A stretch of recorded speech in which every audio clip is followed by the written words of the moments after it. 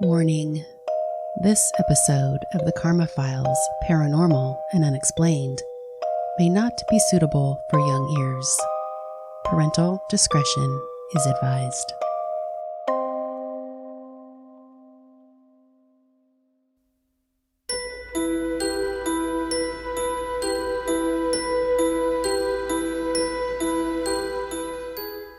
Welcome to the Karma Files, true stories of the paranormal and unexplained. Let me introduce myself. I'm Melissa. I'm an adoptee who grew up seeing, hearing, and feeling spirits. I thought I was the only one, and I was terrified. When I grew older, I discovered that my biological relatives were sensitive to spirits as well. Have you ever had the feeling you're being watched? Heard voices or been touched when no one is there? Have you ever seen objects move on their own accord? Have you had loved ones that have passed try to contact you to give messages to their loved ones from the other side? No? I have.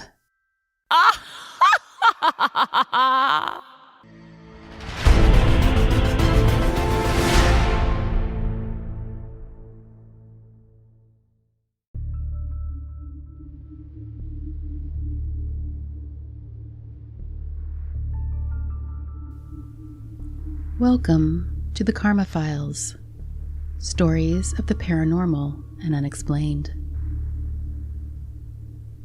This is Maribel's nightmare. Location, Modesto, California. Sometime in 2009. Maribel had lived in a small, one-story house that she had rented for 9 years with her 13-year-old son. Having grown up in a home with heightened paranormal activity, she was used to odd things happening. Knocking on the walls. Things disappearing. Nothing too terrifying. She just got used to it. Or explained it away. In fact, paranormal activity was happening in this rental too. Her son had reported seeing red eyes looking out from his old toy box at night. And another time, he said he saw a misty figure in his doorway. There was definitely a presence in the house. Or maybe more than one. The next year, Maribel went back to school to earn her college degree.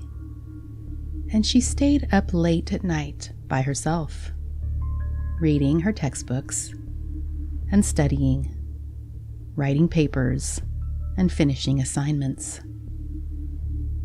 Her computer, which was at the front window so she could look outside during the day and get some sunshine, kept her closed off to the rest of the room at night as she frantically tapped at the keys and turned the pages of her books. The weeks went by, and one night, Maribel noticed a strange feeling as she worked on her schoolwork. It felt like someone was standing behind her. She didn't know how she could feel that, but she couldn't deny it. Oddly, she had gotten involved with a paranormal group over the past year, and she had an EMF meter that could measure electrical activity in the environment. Although she needed to finish her work, she got out the meter and turned it on. As the meter blipped up to red, Maribel started to get nervous. There was definitely a source of energy near her in that room. But then it moved away. She waved the meter around and located it on the other side of her filing cabinet, as if it were hiding. And then it moved again. Maribel's nervousness changed to curiosity and pursuit as she moved around the room, watching the meter go to red, then not registering at all. She could feel the zing in the air of the room. Eventually, Maribel had to put away the schoolwork and the meter and go to sleep.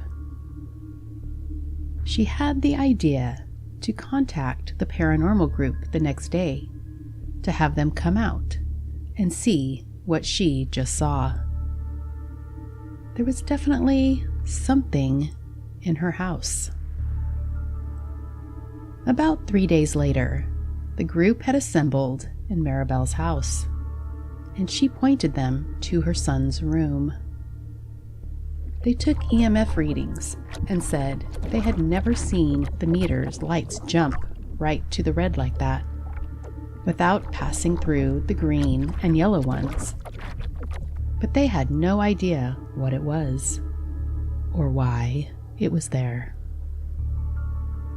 It was decided to do a house blessing and spirit clearing, which Maribel was told would clear the home of the ghost for 6 months or more. That sounded great to her. After the clearing, the house had a different feel, a different vibe, and even a different smell. It felt like an empty box, not an electrically charged wire cage.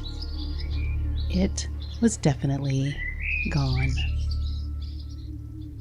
But after only 3 days, the spirit was back. Maribel began to have bad dreams that seemed to center on her deepest fears, as though it knew all her thoughts and emotions. And that is when Maribel decided to move. After making that house her home for 10 years, she wasn't happy to leave, but she wasn't going to have her dreams terrorized by this being. She and her son moved out. But sometimes she still drives by that small house, just to see how long the new tenants actually stay. And she wonders if they are being stalked by that formless energy, too.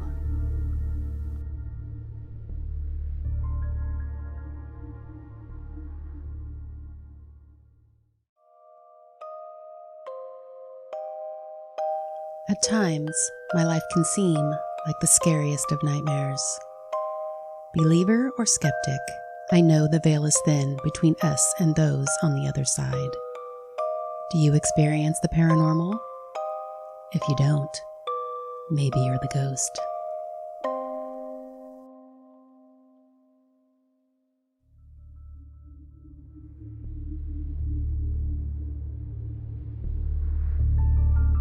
This was a full moon bonus episode of the Mind Your Own Karma podcast called The Karma Files. If you enjoyed being terrified by my story, please haunt my DMs on Instagram or Facebook to let me know that you're dying for more. Do you have a ghost story to tell? You can send me your short story at mindyourownkarma@gmail.com. And if it gives me the chills, it may be featured on a future full moon episode. I'd like to personally welcome you to my nightmares. I think you're going to like it here.